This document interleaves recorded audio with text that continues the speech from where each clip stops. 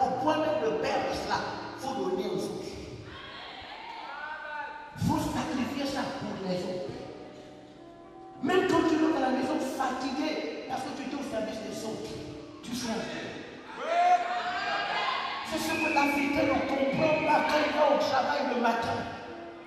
Au lieu de lire l'union jusqu'à la fin du travail, mettre les dossiers à côté et dire aux gens de revenir dans 10 jours.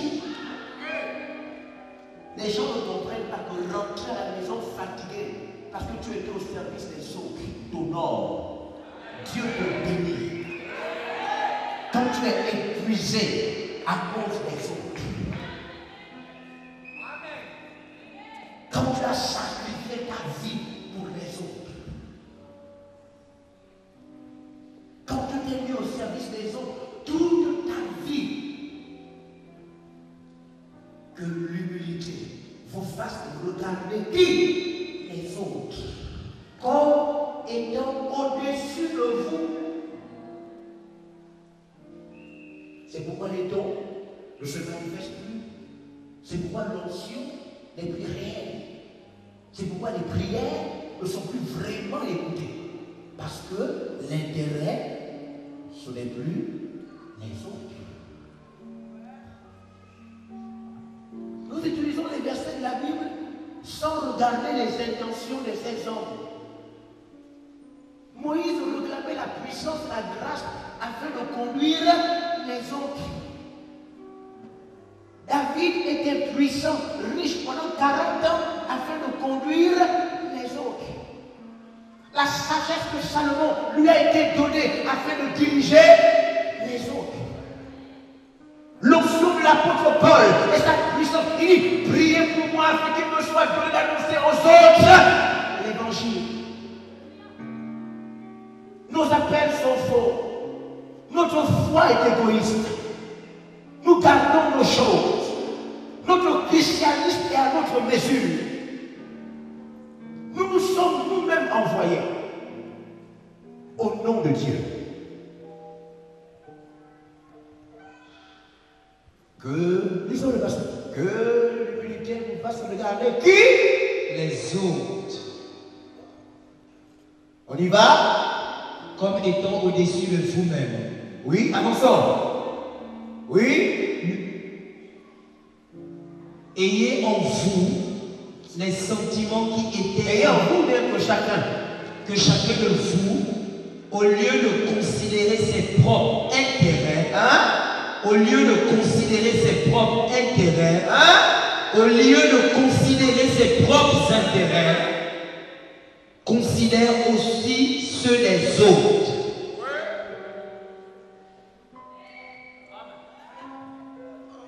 Quand nous allons lire la fin de ce passage, vous allez découvrir pourquoi Dieu rend quelqu'un intelligent. Pourquoi Dieu rend quelqu'un puissant. Dieu l'a souverainement. Vous allez voir la fin. La fin. Dieu va te donner pouvoir.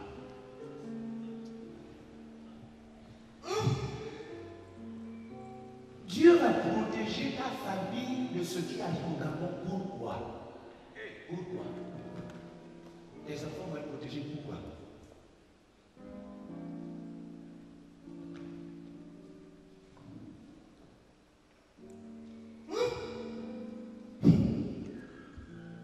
Chacun de vous, au lieu de considérer ses propres intérêts, considère aussi ceux des autres.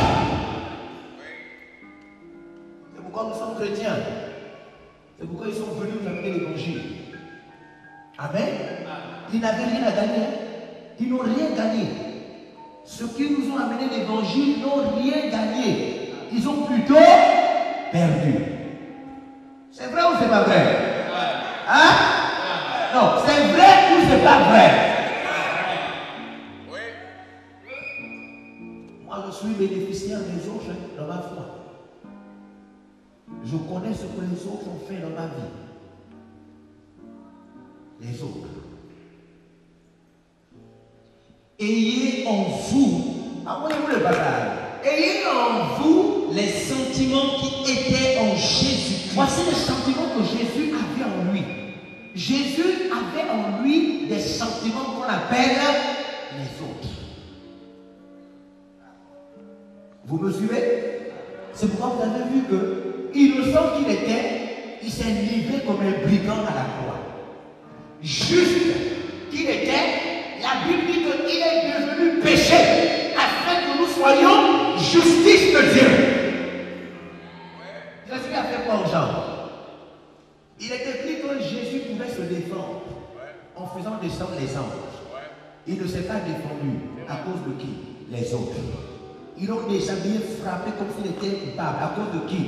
Les autres. On vous dit que nous les chrétiens, normalement, nous devons être animés des sentiments qui étaient en lui. Qu'est-ce qui a été en Jésus? Les autres. Hein? Il allait partout, faisant dirigeant, puissant, grand. Hein? Notre égoïsme atteint un niveau où même nos problèmes, nos difficultés, nos petites difficultés nous empêchent même. Les gens sont tellement concentrés sur leurs problèmes. Tu vois quelqu'un qui a le visage triste, quelqu'un qui ne veut plus me prier, quelqu'un qui est en train de pleurer dans son coin, tu lui demandes pourquoi, il te dit non, la chaussure que j'ai achetée hier, le talon s'est cassé. C'est-à-dire que nous sommes tellement égoïstes que nous avons toutes les raisons de penser aux autres. Quand on examine nos problèmes sont tellement minimes, mais nous sommes tellement égoïstes que nous avons tous nos problèmes grands au point de ne pas penser aux autres. C'est ce que nous faisons. C'est ce que nous faisons. Parce que vous pouvez croire que, même dans l'église, vous pouvez croire que les gens qui ont des problèmes ne sont pas méchants.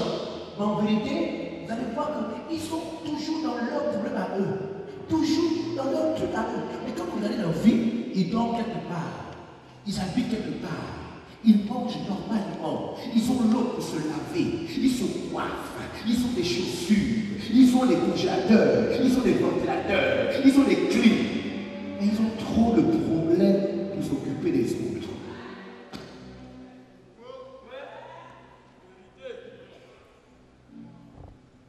N'est-ce pas? C'est ça la fille, non? C'est pour ça que vous les appliquez. Vous les appliquez, c'est comme ça. Non. On a trop de problèmes. Tu regardes la personne qui a le problème, elle a des phares bleus. Elle a des cheveux jusqu'ici. Elle a des problèmes. Elle a besoin d'aide et de secours. Elle s'occupe d'abord de sa situation. Parce que les autres peuvent attendre. Parce que j'ai trop de problèmes. Et puis quand elle marche pour aller ouvrir sa voiture. Vite, vite. Elle a des problèmes.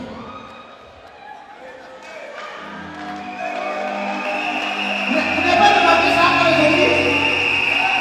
Vous n'avez pas remarqué les gens qui veulent avoir des entretiens avec des pasteurs? Vous n'avez pas remarqué ça? Hein? Vous n'avez pas remarqué ça? Les gens qui veulent rencontrer l'homme de Dieu, pour parler avec l'homme de Dieu de ses problèmes. Est-ce que je peux rencontrer l'homme de Dieu, s'il vous plaît, pour raconter mes problèmes? Elle a des longs talons, elle a des jupes, elle a tailleur italien, elle a des verres qui coûtent cher qu'elle a pris en France, elle a des cheveux tombés, elle a son banc de clés, et puis elle a des problèmes. Elle veut une prière pour en sortir.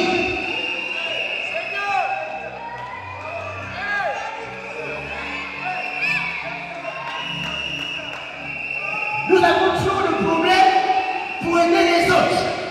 Nous avons des problèmes dans les études, des problèmes dans tout, des problèmes,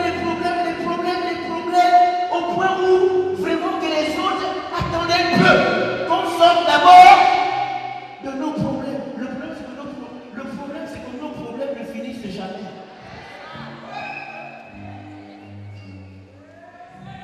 Hein? Wow. jusqu'à la mort à la croix. La vraie foi. Voici la foi qui va changer le pays lorsque les chrétiens vont accepter de se sacrifier pour le Gabon. Lorsque les églises vont accepter d'arrêter de taire leurs différences avec un seul objectif, le Gabon pour Jésus.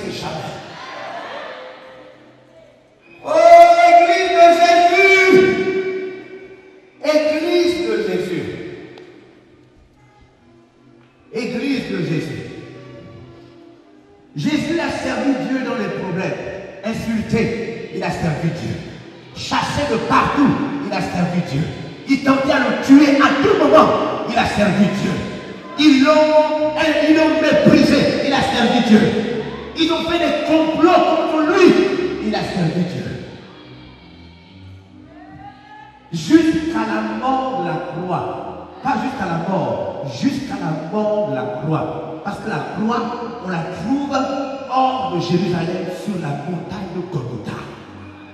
Et avant la mort, on arrache la robe, on le déshabille plus. Avant la mort, on l'insulte, on met les épines sur lui. Avant la mort, on l'humilie, on colle son corps, on le fouette, jusqu'à la mort qui amène à la gloire. Malgré ça, dans les coups, la honte, la nullité, il sert Dieu.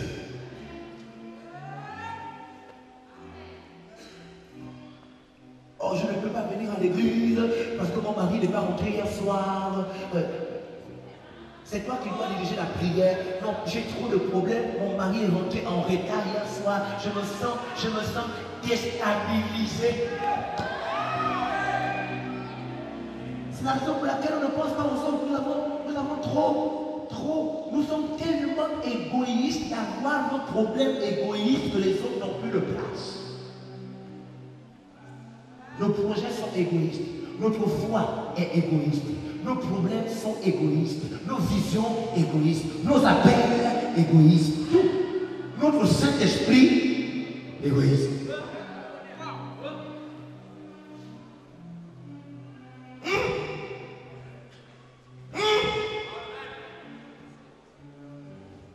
Waouh! Jusqu'à la mort, à la croix après. C'est pourquoi aussi Dieu, la souveraineté,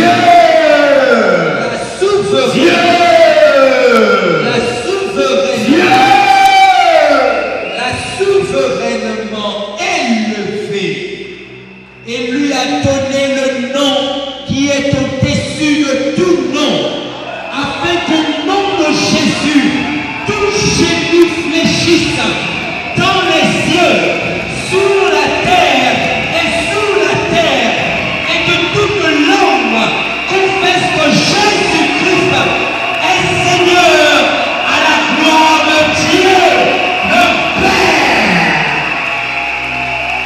Alléluia.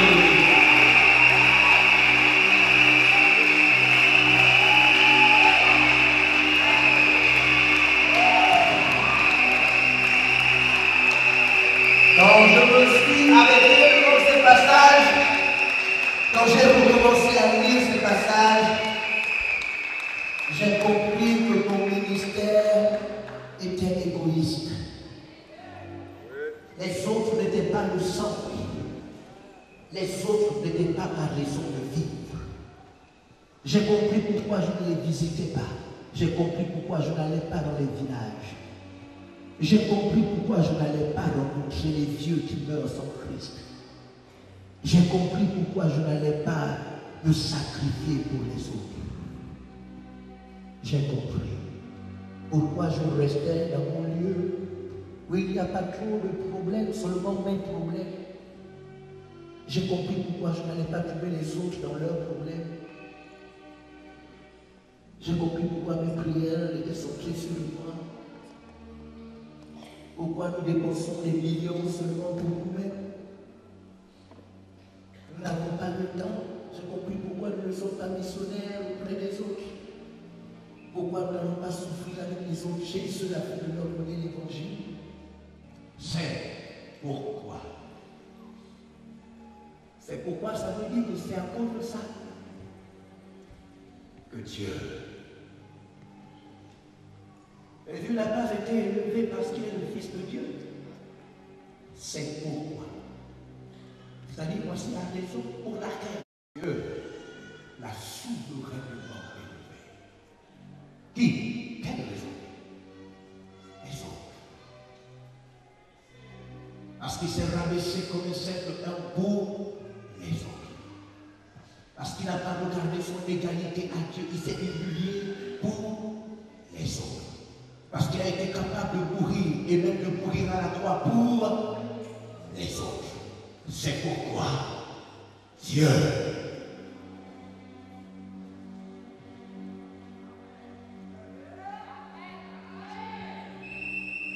l'a souverainement élevé.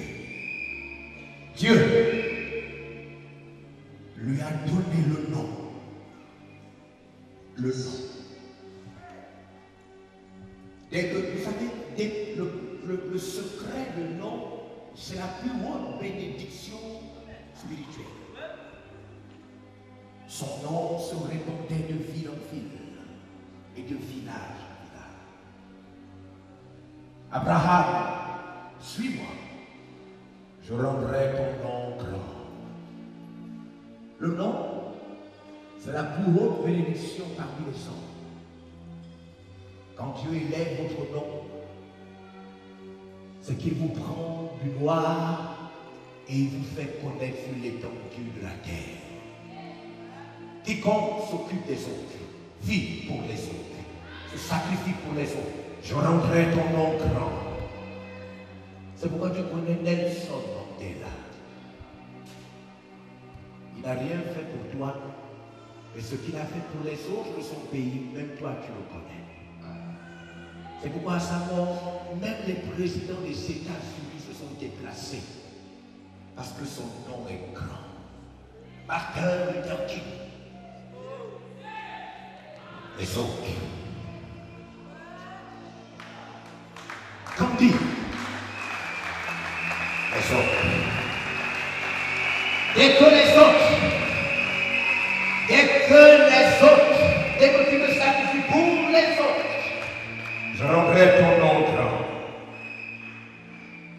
Je rendrai ton nom grand.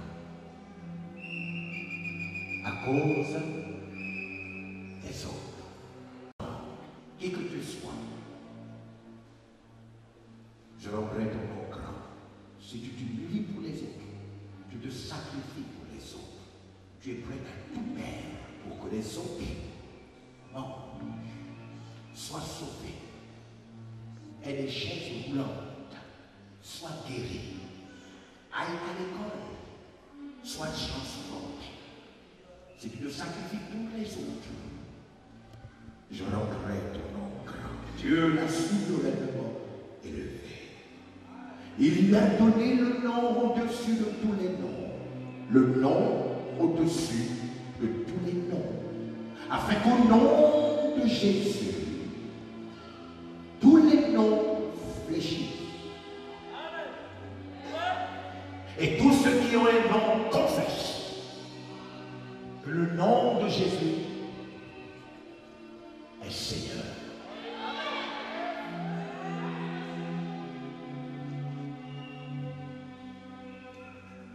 Lisez avec moi un dernier verset et nous allons essayer de rattraper ce que nous avons perdu par la prière.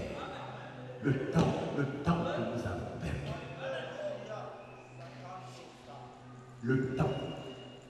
Le temps que nous avons perdu. Oh les autres. Oh les autres. Les autres existent aussi. Les autres. Les autres. Les autres. Les autres.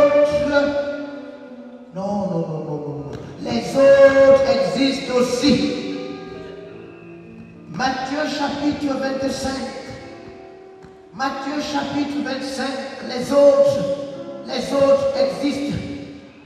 Oh, je vais revenir demain sur ce sujet, je n'ai pas fini. Il y a tellement de choses à dire sur les autres, parce que je dois vous montrer ce qui est arrivé à ceux qui n'ont pas regardé les autres.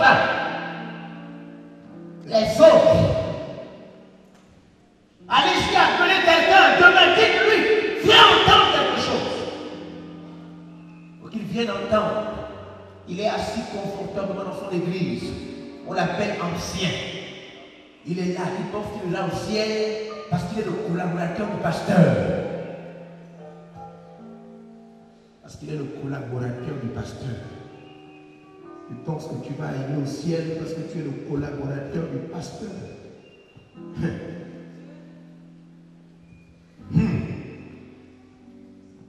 Verset 31, chapitre 25. Verset 31, la Bible dit, rapidement, lorsque le Fils de l'homme viendra dans sa gloire, quand Jésus viendra dans sa gloire, avec tous les anges, avec qui fait tous les anges, il s'assiera sur le trône. Il va s'asseoir sur le trône de sa gloire. De sa gloire. Toutes les nations, même le Gabon, seront assemblées devant lui. Sera en face de lui. Il séparera les uns. Jésus va séparer les uns d'avec les autres. Avec les autres. Comme le berger sépare les brebis d'avec les boucs. Et il mettra les brebis à sa droite. Et les boucs à sa gauche. Et il mettra certains hommes à sa gauche. Alors le roi dira. Alors Jésus dira à ceux qui seront à sa droite. Venez, vous qui êtes bénis de mon Père. Approchez-vous, vous que Dieu a béni. Prenez possession du royaume. Allez, rentrez dans mon royaume.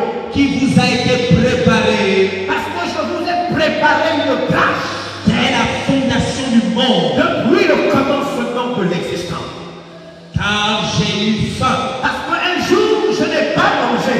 Et vous m'avez donné à manger. Et vous êtes allé dans votre congélateur pour me donner la nourriture. J'ai eu soif. Et j'avais soif.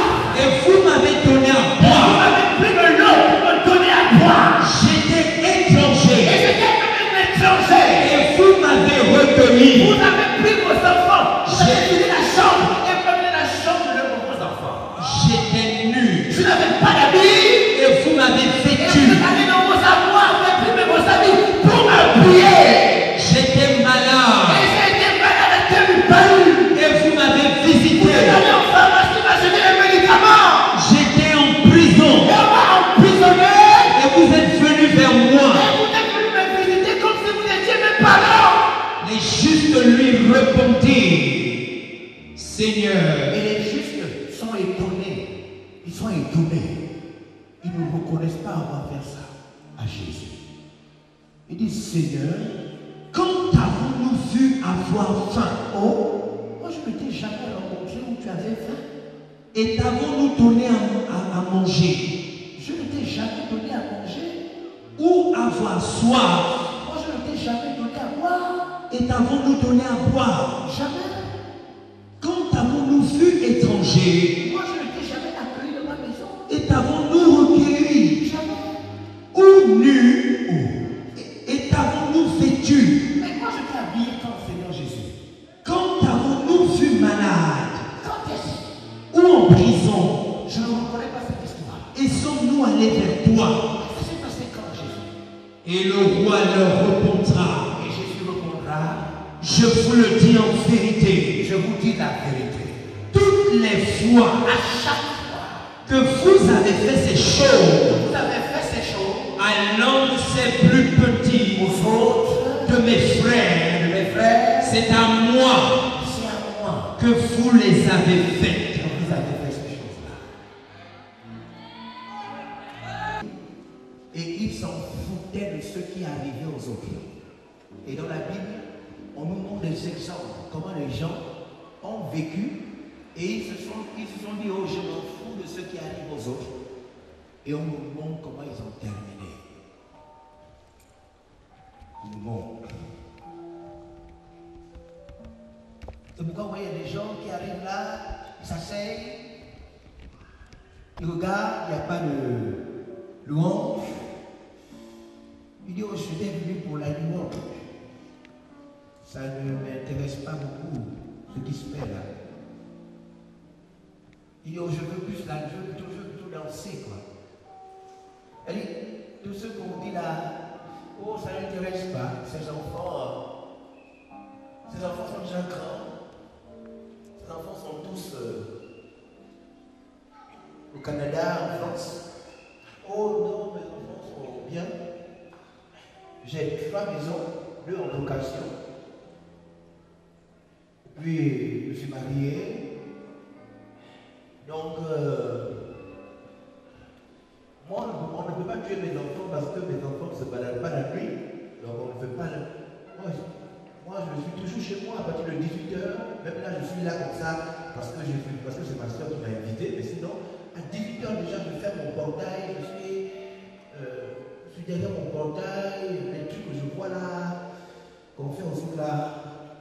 Moi, on ne peut pas me faire ça parce que je fais mon portail à 18h. Donc, quand j'entends ce qu'on fait dans le Gabon là, on fait ça aux gens là parce qu'ils se baladent trop. Normalement, moi je suis dans mon portail, c'est pourquoi on ne fait pas ça.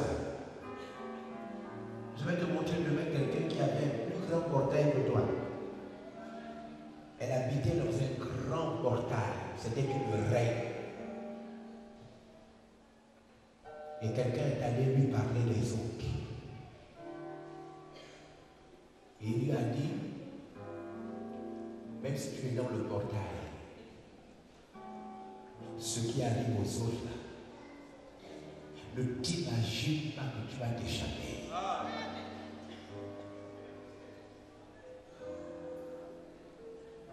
Ne crois pas que parce que tu es caché dans ton portail, que tu as ton travail, et tu es bien payé, que ce qui arrive aux autres, l'injustice qui arrive aux autres, ça te dit là. Ne crois pas que toi tu vas t'échapper parce que tu es dans ton portail. On va voir.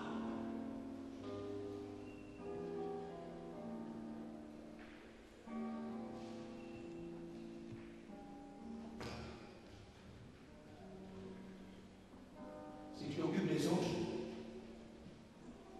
Dieu ne te mettra jamais dans la pauvreté des autres pour que tu continues à t'occuper d'eux. Si tu t'occupes des autres, Dieu ne permettra jamais que tu sois frappé des maladies des autres afin que tu continues à les guérir.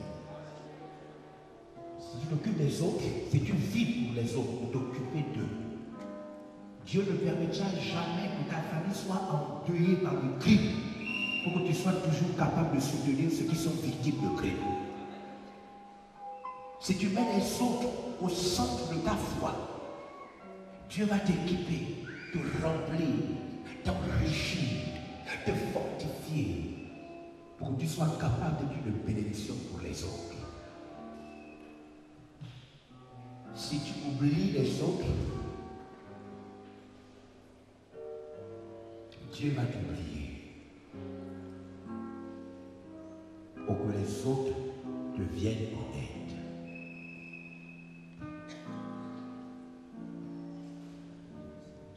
J'ai trouvé ma raison d'être chrétien. Avant, je connaissais mes dons, mon appel, je connaissais ce que Dieu avait déposé en moi, mais je ne savais pas à quoi c'était finalement pourquoi, ça me servait à quoi. Et c'est pourquoi à un moment maintenant, on veut épargner les autres, parce qu'on croit que c'est fait pour ça. On croit que c'est fait pour que les autres nous remarquent, que Dieu nous utilise. Maintenant, j'ai trouvé ma raison d'exister en Christ. Les autres. J'ai trouvé pourquoi Dieu me permet de savoir parler à cause des autres. J'ai expliqué pourquoi. Je comprends maintenant pourquoi je comprends la Bible pour expliquer ça aux autres.